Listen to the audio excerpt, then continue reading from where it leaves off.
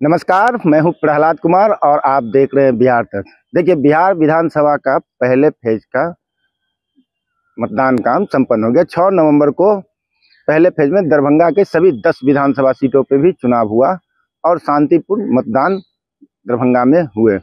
लेकिन मतदान के बाद से ही ये कयास अब लगाया जा रहा है हर जगहों पे कि आखिर किसके सर जीत का सेहरा होगा और किसकी हार होगी। तो जो चर्चाएं हैं उस चर्चाएं पर हम लोग आज बातचीत करेंगे और जानने की कोशिश करेंगे कि आखिर क्या हुआ है, कौन उम्मीदवार कितना चुनौती दे रहा है और किसके सर सेहरा जा रहा है। तो सबसे पहले शुरुआत करते हैं दरभंगा शहरी विधानसभा सीट से। लेकिन इससे पहले हम आपको बताते हैं कि यह सिर्फ एक अनुमान है, कयास लगा जा रहे हैं। इस पर कोई दावा नहीं है कि जीत उसी की होगी और किसकी हार होगी। जो पूर्वानुमान लगाया जा सकता है वो सिर्फ बताया जा रहा है, यहाँ कोई दावा नहीं किया जा सकता। जो दिखाई दे रहा है उसके अनुसार एक यह सिर्फ अनुमान माना जाए। तो दरभंगा शहरी सीट पर अगर हम बात करें तो दरभंगा शहरी सीट लगातार बीजेपी के कब्जे में रहा है। 5 बार यहाँ बीजेपी लगातार जीतती आई है और बीजेपी ने संजय सरावगी को उम्मीदवार बनाया है, जो वर्तमान में विधायक भी हैं और बिहार सरकार में मंत्री भी हैं। इनको चुनौती दे रहे हैं वीआईपी पार्टी के उमेश सहनी, जो महागठबंधन के उम्मीदवार है। इन दोनों के बीच बताया जा रहा है कि कांटे की टक्कर है और जीत हार का जो निर्णायक अहम भूमिका है वो पीके के उम्मीदवार आर.के. मिश्रा के वोट बैंक पर निर्भर करता है। तो सवाल ये है कि आखिर आर.के. मिश्रा को वोट कितना पड़ा और किस तबके का वोट पड़ा। इस विषय को लेकर चौक चौराहे पे लगातार डिस्कस हो रही है, क्योंकि ये बीजेपी का गढ़ रहा है लगातार। और ऐसे में आज भी ये माना जा रहा है कि जो महिलाएं वोटर थी वो काफ़ी संख्या में एनडीए की तरफ उसका झुकाव रहा है और जो बीजेपी के कोर वोटर थे वो आज भी तकरीबन वहीं थे जहां वो वोट करते आ रहे हैं। मतलब वोट का जो शिफ्ट होना था नए वोटरों का एक पार्टी से दूसरे पार्टी में और दूसरे पार्टी का किसी और पार्टी में, उस तरह का कहीं बनता बिगड़ता यहाँ भी नहीं दिखाई दिया है। तो ऐसे में अगर ये देखा जाए तो कहीं ना कहीं जो एज जाता है वो बीजेपी की तरफ जाता है। हालांकि वीआईपी पार्टी के उम्मीदवार भी दावा कर रहे हैं या उनके समर्थक दावा कर रहे हैं कि ये सीट वो जीत रहे हैं, लेकिन अगर लोगों की बात माने और वोटों का रुझान देखें तो ये सीट फिर से एक बार एनडीए की तरफ जाता हुआ दिखाई दे रहा है। इसी तरह से अगर हम बात बोले दरभंगा ग्रामीण की, तो वहाँ से जो है आरजेडी के उम्मीदवार यानी महागठबंधन के जो तरफ से जो उम्मीदवार हैं वो ललित यादव है। और ललित यादव काफ़ी 6 टर्म से वो लगातार उस सीट को बचा है। यानी ये कहिए कि जब एनडीए चारों तरफ एनडीए की लहर मिथिलांचल में आ रही थी, उस वक्त भी वो सीट को, दरभंगा ग्रामीण सीट को आरजेडी के उम्मीदवार ललित यादव ने बचा के रखा।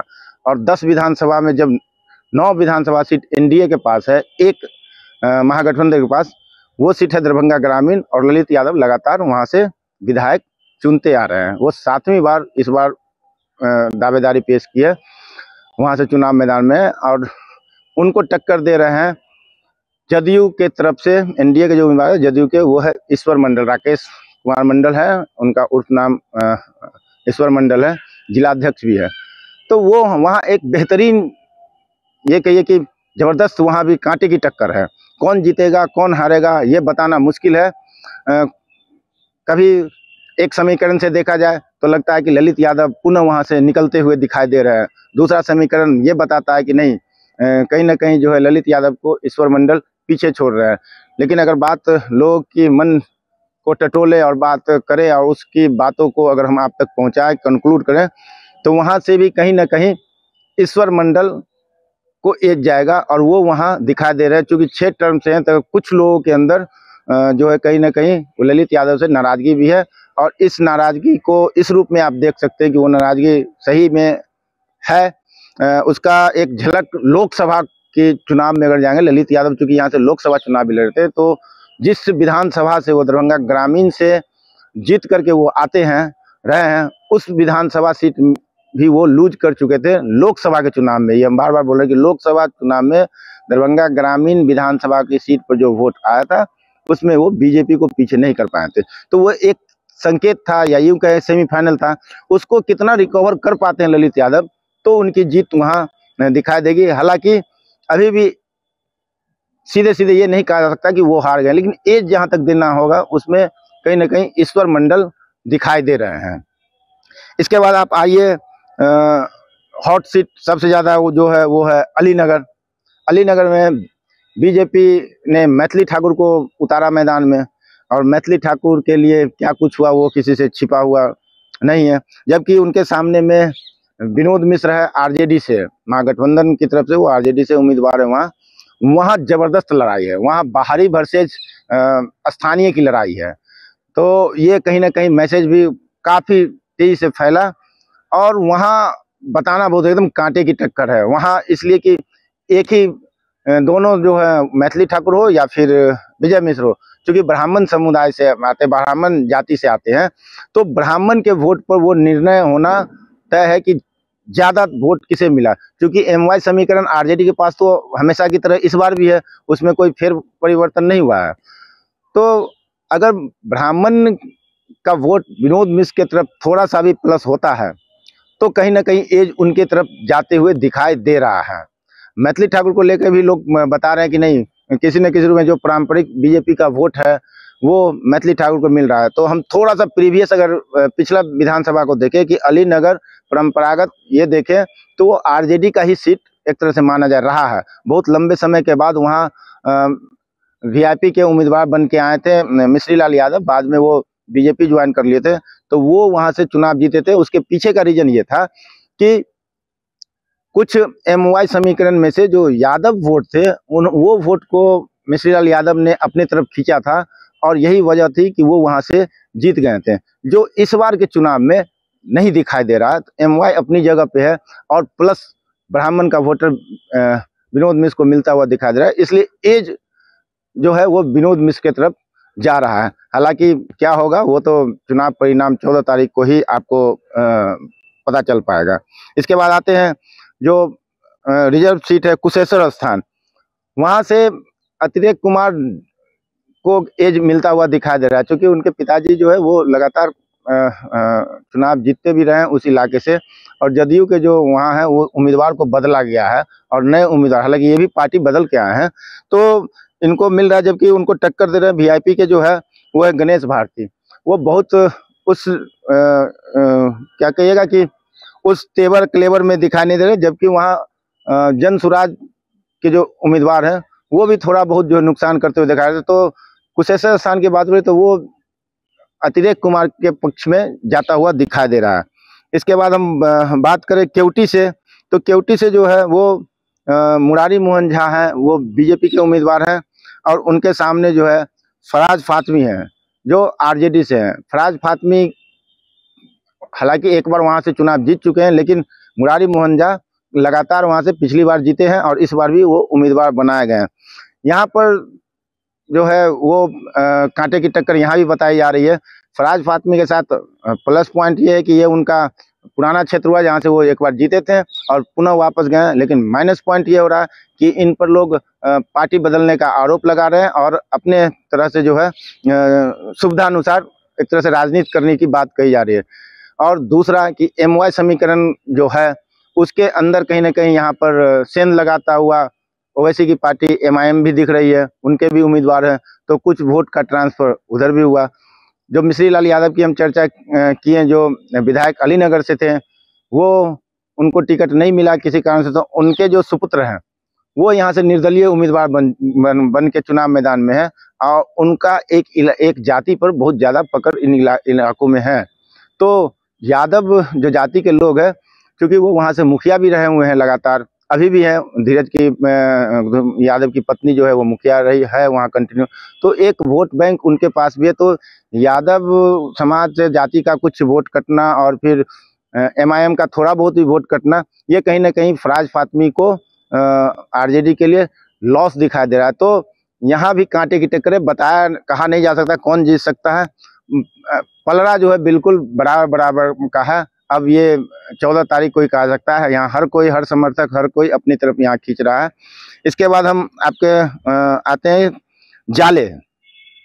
जाले से जो उम्मीदवार हैं एनडीए की तरफ से बीजेपी के हैं वो जीवेश मिश्रा, वो भी पिछले बार भी विधायक थे और मंत्री भी थे बिहार सरकार में, तो वो भी चुनाव मैदान में, उनको चुनौती वहाँ महागठबंधन की तरफ से ऋषि मिश्रा दे रहे हैं। और ऋषि मिश्रा जो है लगातार उन पर भी ये आरोप है कि वो सुविधानुसार राजनीति करते हैं, पार्टी को लगातार बदलते रहते हैं, कहीं एक जगह स्थिर नहीं रहते हैं।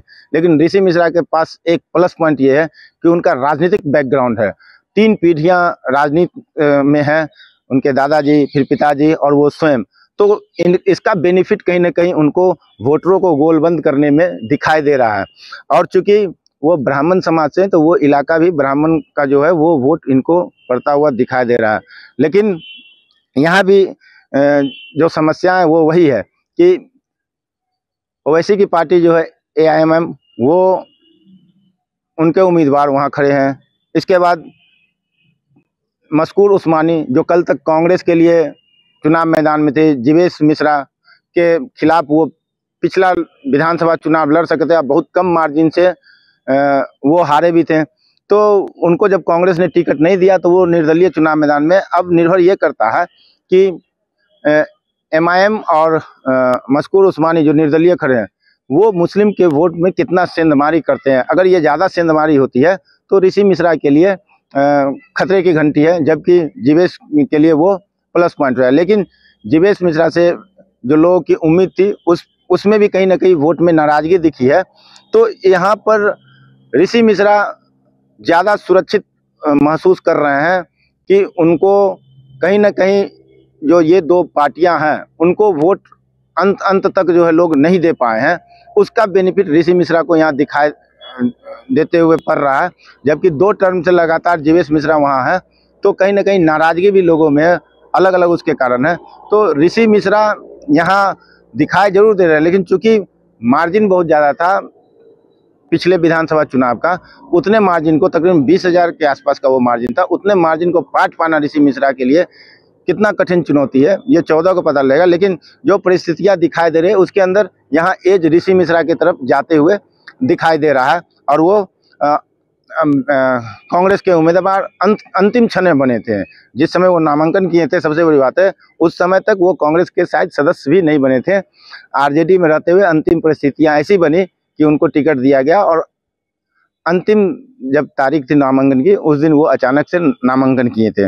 इसके बाद आप आ जाइए कि बहादुरपुर विधानसभा जो है वो, उसके अंदर जदयू के तरफ से मदन सहनी है। और मदन सहनी जो है पिछला बार भी चुनाव जीते थे और बिहार सरकार में फिलहाल मंत्री भी हैं। उनको जो टक्कर दे रहे हैं वो है लालू के हनुमान भोला यादव, RJD के उम्मीदवार है। तो भोला यादव चूंकि एक बार वो भी वहाँ चुनाव लड़े थे, भोला यादव और मदन सहनी के बीच, तो चूंकि वो एक बार मैदान छोड़ के निकल गए थे, कारण जो भी रहा हो, चुनाव वो नहीं लड़े थे, तो भोला यादव फिर से वहाँ ट्राई कर रहे हैं। तो स्थितियाँ भोला यादव की तरफ बहुत बढ़िया दिखाई दे नहीं रहा है। जो परिस्थितियाँ मदन सहनी मंत्री रहते हुए, विधायक रहते हुए थोड़ा बहुत भी वहाँ जो काम किया, उसका बेनिफिट दिखाई दे रहा है। और यहाँ वोटरों का मन मिजाज जो है वो बहुत ज़्यादा नाराजगी दिखी नहीं है मदन सहनी से। तो एज यहाँ मदन सहनी को जाता हुआ दिखाई दे रहा है, और संभावना है कि वो यहाँ से जीत भी जाए। इसके बाद हम आपको आते हैं कि बेनीपुर विधानसभा से जो है वो विनय चौधरी हैं, जदयू से वहाँ उम्मीदवार हैं, और मुख्यमंत्री के ये काफ़ी करीबी हैं, ऐसा माना जाता है। तो इनके खिलाफ यहाँ कांग्रेस के उम्मीदवार हैं मिथिलेश चौधरी पिछली बार भी चुनाव लड़े थे और कांटे की टक्कर हुई थी। इस बार भी यहाँ जो है वो टक्कर कांटे की है। कौन जीतेगा कौन हारेगा ये कहा नहीं जा सकता है। जो समीकरण है उसके अनुसार दिखाई दे रहा है कि जदयू थोड़ा बहुत भी सही, लेकिन एज जो है वो जदयू की तरफ जा रहा है। इसके बाद आइए आप गौड़ा विधानसभा सीट। तो गौड़ा विधानसभा सीट से जो है वो सुजीत कुमार बीजेपी के वहाँ बनाए गए हैं, जबकि उनको महागठबंधन से टक्कर मिल रहा है अफजल अली खां। यहाँ ये दिलचस्प सीट ये है कि इस सीट पर पहले वीआईपी के भी उम्मीदवार थे महागठबंधन की तरफ से, और RJD की तरफ से जो है वो अफजल अली खां बनाए गए थे। हालांकि बाद में अचानक जो है बीच समय में वीआईपी प्रमुख मुकेश सहनी ने अपने भाई को बैठा दिया और आरजेडी के समर्थन एक तरह से दे दिया था। हालांकि उससे पहले आरजेडी के उम्मीदवार को लगातार बैठाने की चर्चाएं की गई, प्रयास किया गया, लेकिन अफजल अली खान ने पीछे नहीं हटा। तो अंत में मुकेश सहनी ने अपने भाई को ही आरजेडी के समर्थन में चुनाव से बाहर कर दिया। उनके समर्थन में वो लगातार रह गए। तो यहाँ आमने सामने की टक्कर है। यहाँ भी एक दिलचस्प घटना चक्र है, और वो घटना चक्र है एक निर्दलीय प्रत्याशी है श्याम सुंदर चौधरी। वो उन चुनाव से ठीक पहले,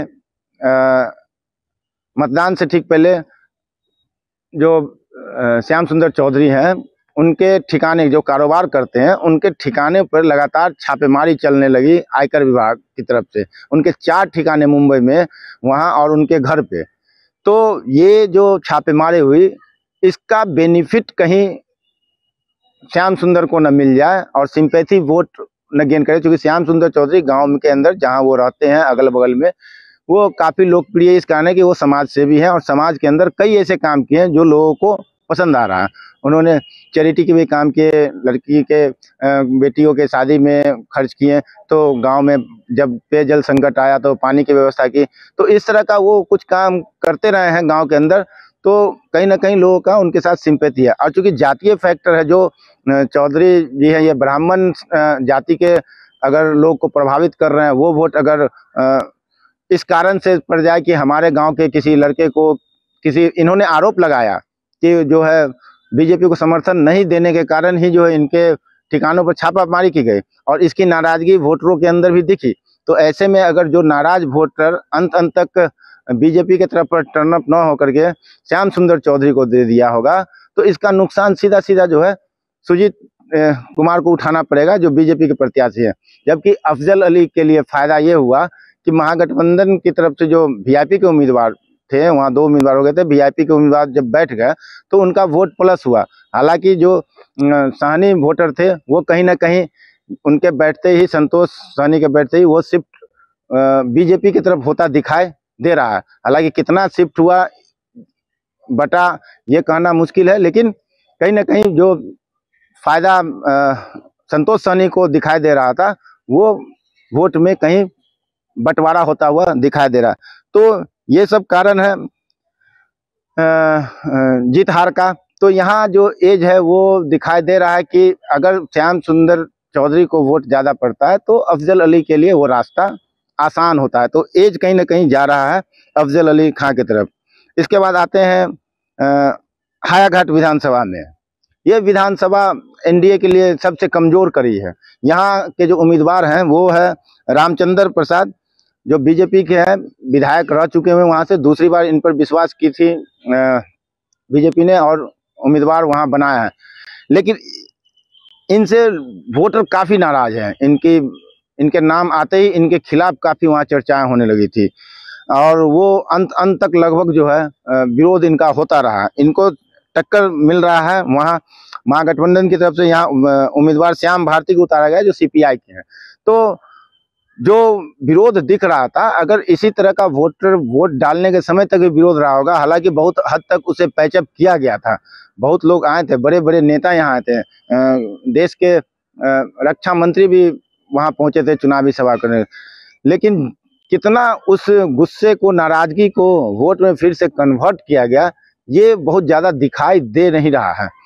तो इसका फायदा कहीं ना कहीं महागठबंधन को वहाँ से दिखाई दे। तो अगर हम जीत हार का बोले, अगर एज देने की बात बोले, तो यहाँ से महागठबंधन को, यानी कि सीपीआई के जो उम्मीदवार हैं श्याम भारती, उसको दिखाई दे रहा है।